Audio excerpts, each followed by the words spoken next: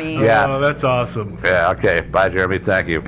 Well, I like listener email, and I feel bad sometimes for holding them all in a bunch and spreading them out. I just love like doing listener email so much. I love reading listener email. I mean, and like reading comments and things like that, because people seem to be really great about giving us like awesome feedback, not just positive feedback, but like things that they would love to hear. They're not all just smoke up our dress, or things that they think we should change, which I think is really great. Yeah, no, we get useful, constructive criticism. Yeah, and if you've been listening to us throughout the whole time, or you're trying to like go through our backlog, we're fairly new at this, right? Yeah, you'll notice we definitely appreciate the constructive criticism. Yeah, we try to improve. We take criticism. Yeah, we do.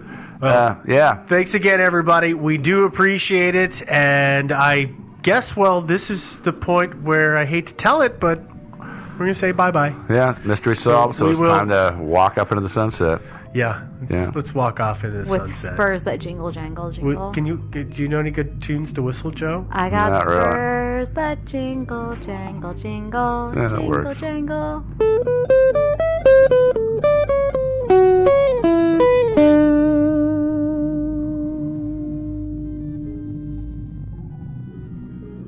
Thinking Sideways is not brought to you by a series of dots that may or may not contain a secret code. Instead, it's supported by the generous contributions of people like you, our listeners, on Patreon. Visit patreon.com/Thinking Sideways to learn more. Thinking Sideways. I don't understand. Does not compute. You never know. Insufficient data to formulate a reply. Stories of things we simply don't know the answer to. Hey guys, you made it. It's the end of October. Last episode. Woo-hoo! Last episode. If you don't know, this is Thinking Sideways, the podcast.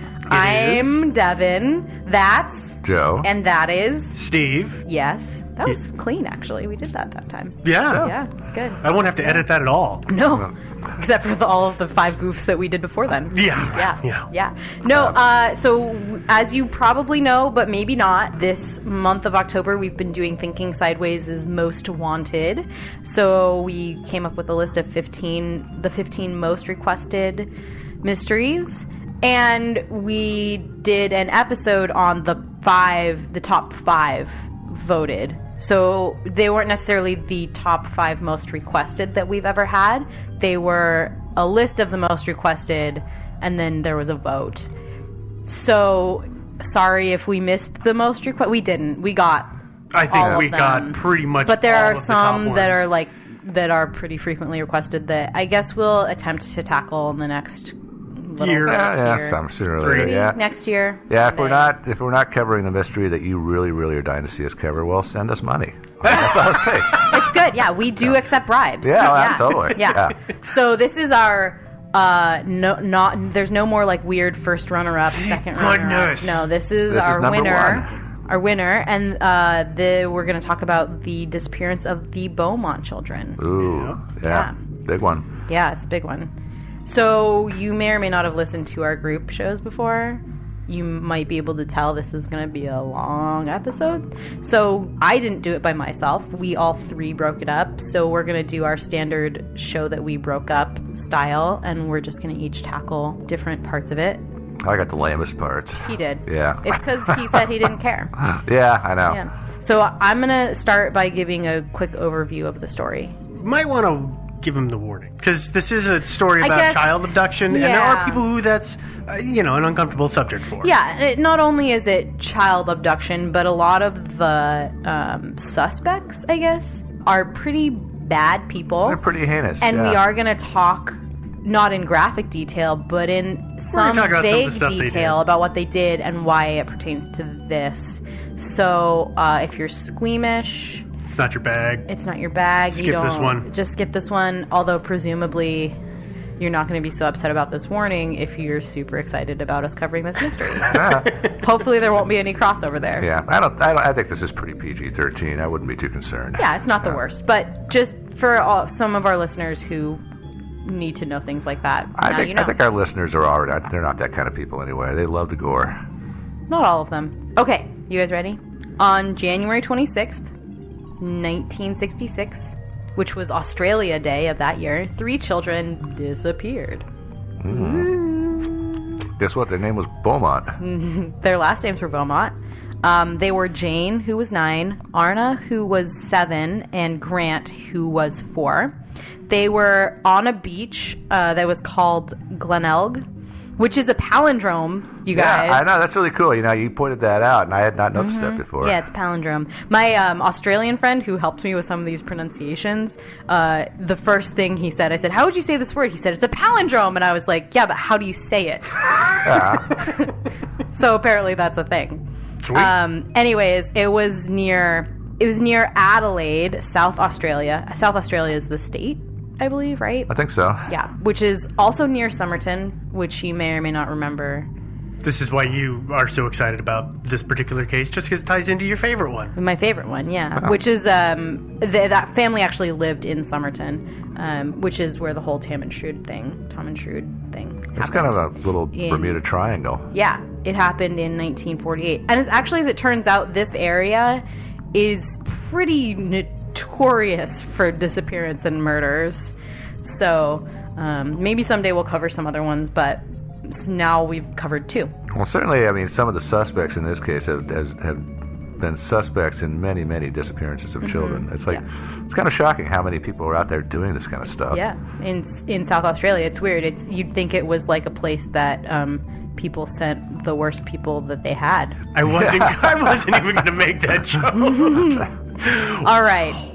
So their parents were Jim and Nancy Beaumont, and they often allowed the 3 children, Jane, Arna, and Grant, to ride the bus to the beach. It was like a 5-minute bus ride from their home to the beach. And so they were often allowed to do that. And on this day, they were excited. It was Australia Day, which I think is kind of like 4th of July here, I believe. Yeah, something like that. Yeah, I think it's Independence Day or something. Ignorance. Sorry, everyone. Anyways, it was a day of celebration, and so the 3 children said they wanted to go to the beach, and their parents said, sure, yeah, no problem. Mom said, yeah, go for it. Just be home by lunch. Yeah. They left home just after 10 a.m. I believe it was 10:10 was when the bus left, and they arrived at the beach, predictably, at about 10:15, which is confirmed by the bus driver and also a few passengers of the bus. They said, yeah, the kids got off. Around 11, the children paused to play in a sprinkler that was on the lawn of Collie Reserve, which is like a public park that's just adjacent to the beach. It's like big lawn. I looked at pictures. It looks really pretty. Around this time, a witness also noticed that there was a man playing with the children. He was wearing blue swim trunks, and a school friend of Jane's said that she saw the kids there too at about 11, but that she didn't notice the man playing with them. So maybe the man was just playing in the sprinklers, but not with them.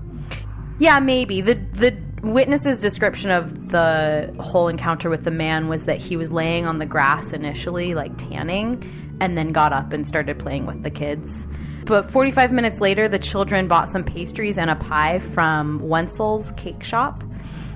They paid with a £1 note. And pause for all of our Australian listeners. You might be saying, but in 1966, we had the dollar. Not so.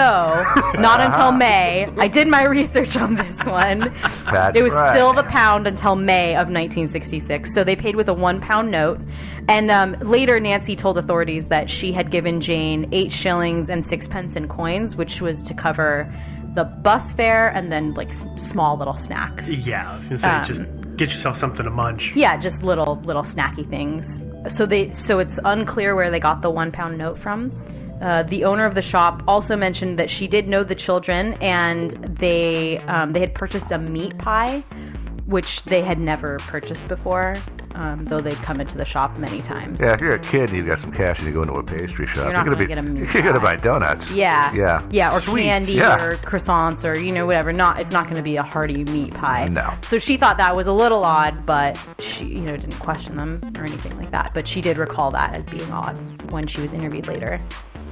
Around noon, a number of witnesses were all sitting on a bench when they were approached by a man who matches the description of the man in the blue swim trunks.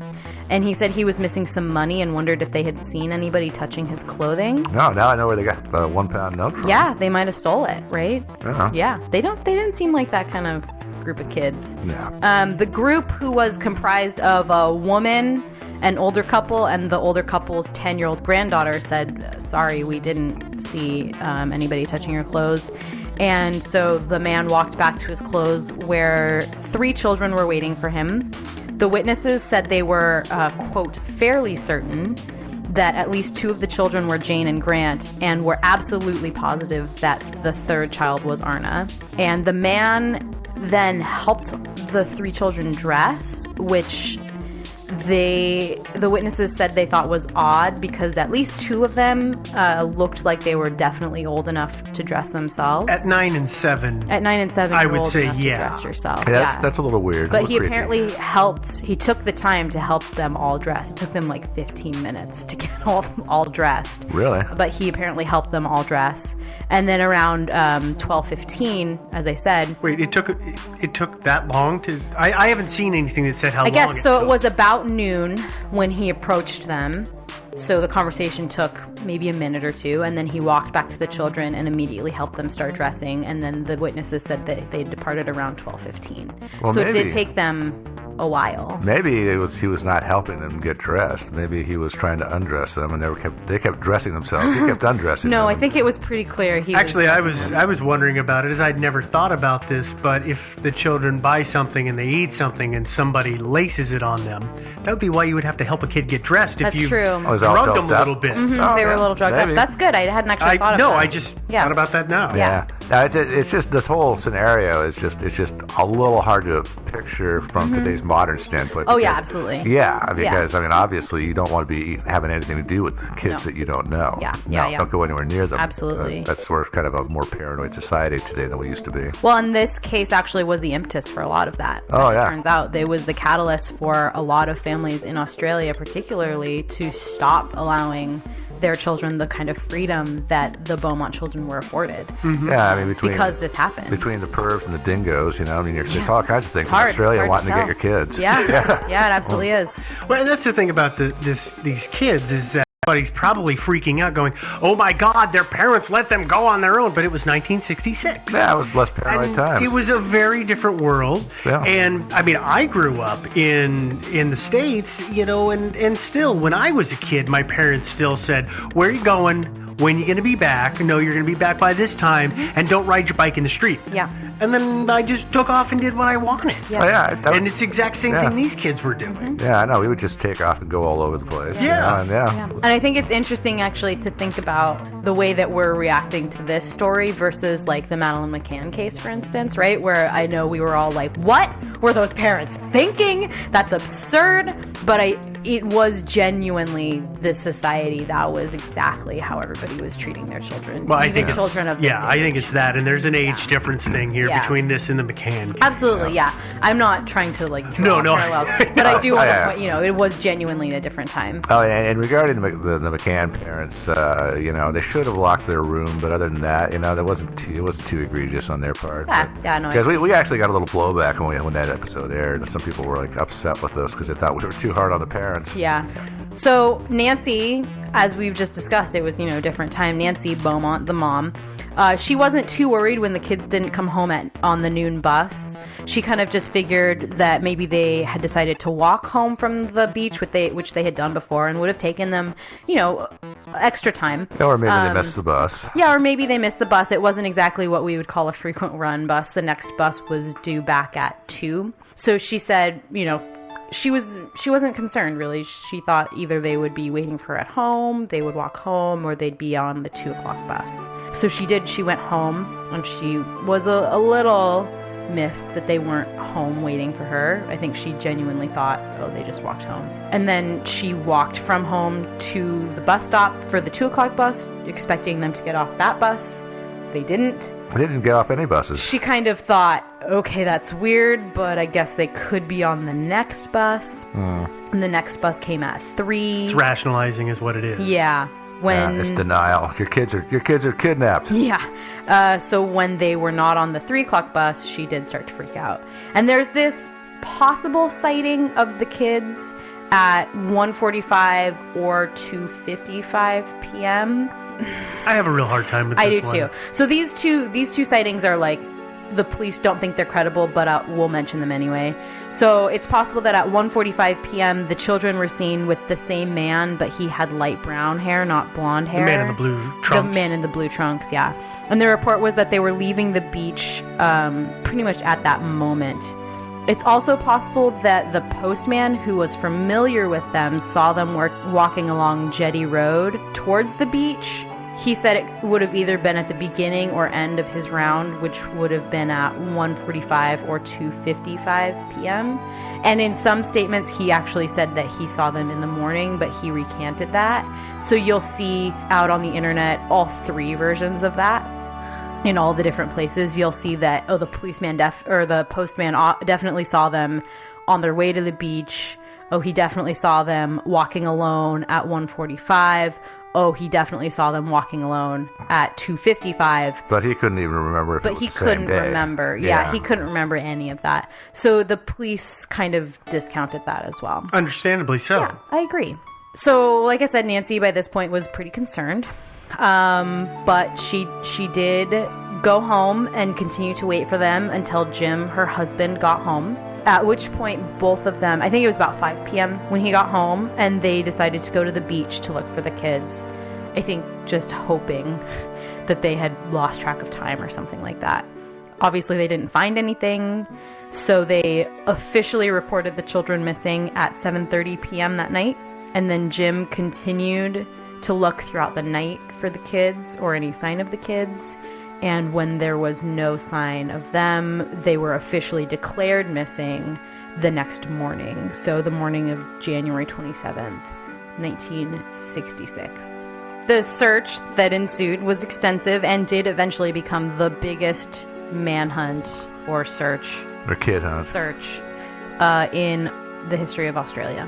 There are a few things to note. Not very many, but a few. The first thing of note is that the children, but particularly Jane, were described as shy. Apparently, Arna had at one point told her mother that Jane had, quote, got a boyfriend down the beach, unquote. And Nancy, of course, thinking that 7-year-old Arna, referring to 9-year-old Jane, had just meant a playmate and ignored the comment, but it did seem a little weird after the kids disappeared. In hindsight, a lot of things that are very simple. We've talked about this before, though. Yeah. So investigators did theorize that the man in the blue swim trunks that had been seen playing with the kids had actually met them before, since they did go to the beach fairly frequently, that he had worked to gain their trust, because it seemed out of character, I guess, for the kids to play with a stranger in such kind of ease. And that lends me to think that there was a lot of planning put into place. This wasn't a crime of opportunity. It wasn't a snatch and grab. Yeah. Yes, that's exactly the right term to use. It's somebody had to spend 3-4 separate occasions with these kids to build up that relationship. If indeed the man in the blue swim trunks was responsible. Correct. If he was. Yes. We don't know that. But also, if this guy had been regularly hanging with the kids, you'd think there would have been a lot more witnesses who would have noticed on previous occasions. It's true. I guess, but also it's not exactly as though the police were saying, like, anybody who ever saw these kids interacting with anybody, tell us anything. They were saying specifically, on this day, these kids disappeared. Did you see them? You're in this area. It seems like this beach is kind of a touristy area. Yeah. So it's not as though... There weren't a lot of regulars there. And I don't know. It's also entirely possible that the man in the blue shorts was playing with his own 3 children. Yeah. True that, They were misidentified. Absolutely. That's quite possible. The children, they had things like towels, small playthings. Jane had a copy of Little Women, which is not a small book, with her, and none of these items were ever found, which lends itself to think that the kids weren't just washed out to sea. Those things would have probably washed back up on the shore or been left on shore. They would have been left on shore. Yeah. So it wasn't just a riptide. Jim appeared on national television on January 31st asking for any leads, and hundreds of tips flooded the hotlines, and apparently every single one of them was followed up, and none of them really produced any kind of substantial leads. A few months after the kids disappeared, a woman reported that on the night of the disappearance, she had seen a man and 3 children, 2 girls and a boy, enter a house next to hers that she thought was empty, and I think it was like a vacation rental sort of situation, not like an abandoned house sort of situation. She reported that she saw the boy walking alone when he was chased and, quote, roughly caught by the man. Why did you wait 2 months? Yeah, that's exactly it. I was about to say, this is just like the Springfield tree and the lady who said that she saw the girls in the van. Like months later. Yeah. Uh-huh. Yeah, and that's exactly it. The police weren't able to substantiate this story because of the distance of time between when it happened and when the tip was given, so they weren't able to go get any forensic evidence or anything like that would have potentially existed in this house. Mm-hmm. Yeah, they could have got some fingerprints. Yeah, if this happened, right? And if this woman was telling the truth, there would have been forensic evidence there, and they would have been able to collect it, and it would have probably yielded many more results in the long run. But if it was, I mean, they must have followed up with the owners of the house. I mean, if it was a vacation rental, and they rented it to somebody for a day or two. I presume. The only thing that you can ever find about this is that there were no leads from it. So I presume that it wasn't actually rented on that day. They just broke in. This is always a paragraph at most on the internet. A paragraph. Oh, I know. Yeah. But I did want to include it because it is kind of interesting. You know, like we said before, while this case did drastically alter the way that parents behaved with their children, the allowances they gave them, the kind of freedom they gave them, no one blames the family in this case. Oh, no. Which I think is fair. And if you know something, there is still a $1 million reward for any information leading to this case being solved. Yeah, which is why there's still a huge commitment to the solving of this case. Yeah, and that's why Thinking Sideways is not going to solve it right at the moment, because actually that's how we're going to fund the show. Yeah, we're going to solve a 50-year-old mystery. Yeah, and bankroll this whole thing. Obviously. Yeah. No, the thing about it is if you go and you look at all the information on the internet, it's quite obvious who did the killing, and it's quite obvious where the bodies are. Yeah. But unfortunately, the Australian dollar is really weak right now, and I'm going to wait until it's a couple of years ago. It was actually pretty strong, but now it's like worth it's just not worth that much. It's so not. We're going to hold off on solving this. Sorry, folks. Yeah. But, so we do have really, really big news. Yeah. We're really excited about it. Come on, but we're not sure if we're going to release it or not. Well, we will. James Renner here. Come on, Australia, get your act together. Come on, get man. that dollar stronger. Then we can solve this case. It's on you. Right. This is like that picture of 1 million likes, right? Like if this picture just gets 1 million likes. Bill Gates will. Yeah, he will. Anyway, that's the end of the overview of this story. Steve? Yeah, there's more. Of course. Oh. We're and I think this is going to happen for a while, is there's more story to tell before we ever even get into the theory section. Yeah.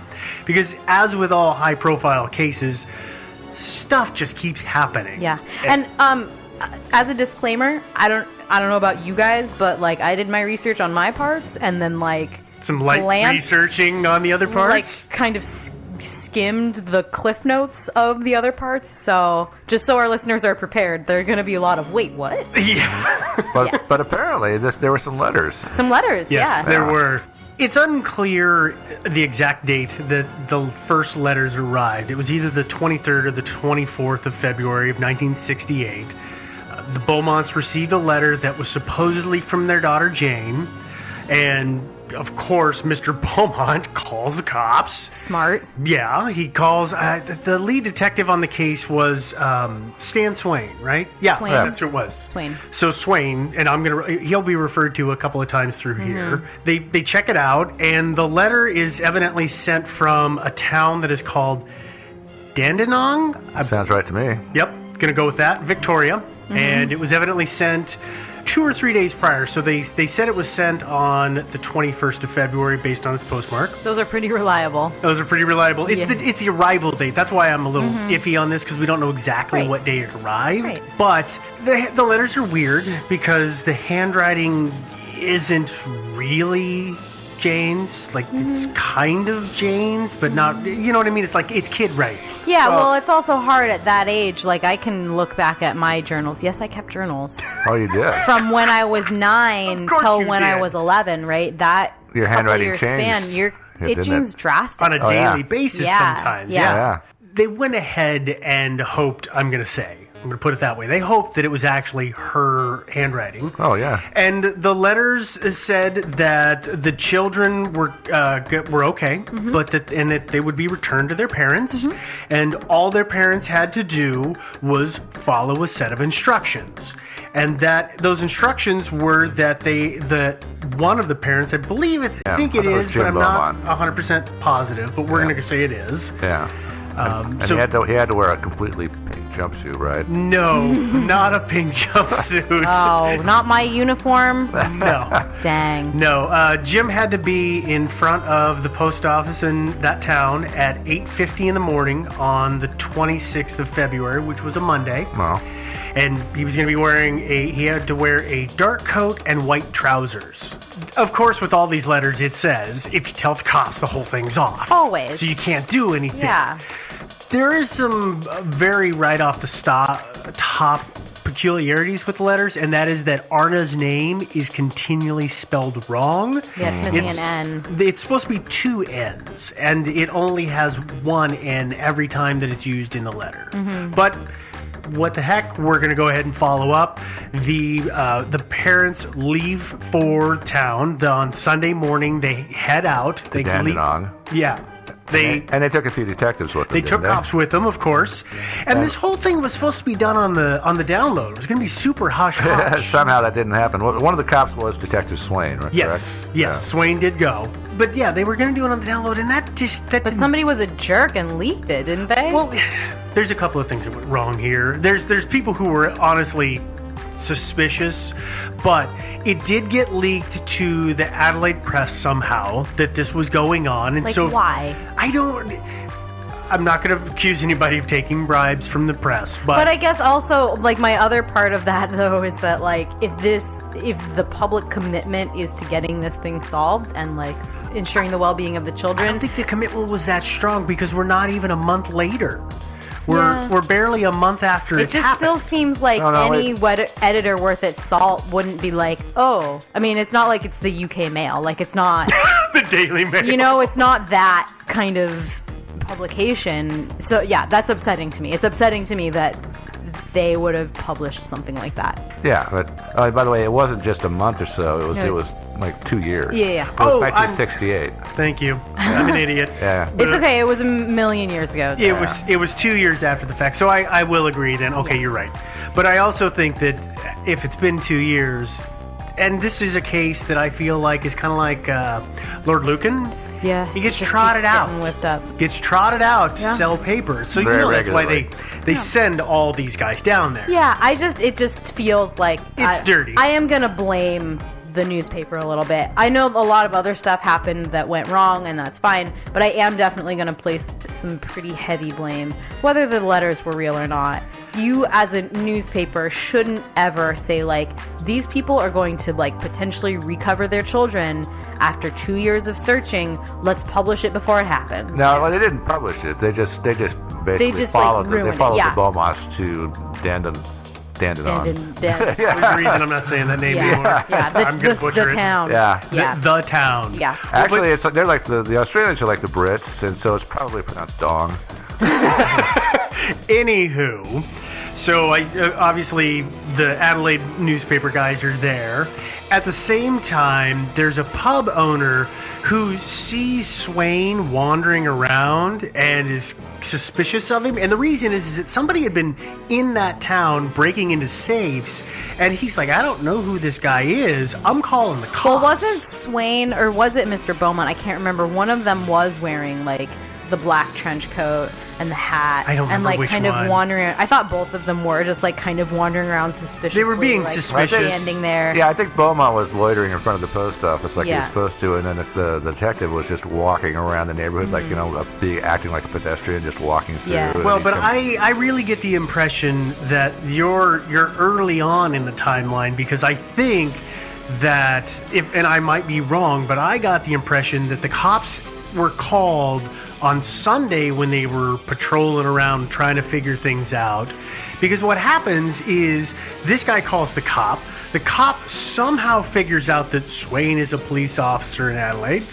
And what does he, and I don't know how he does it, not sure who he calls, but then what does he do? He goes ahead and calls the local press and tells them what's going on. So at 8:50 the next morning, It was a zoo. It's a zoo because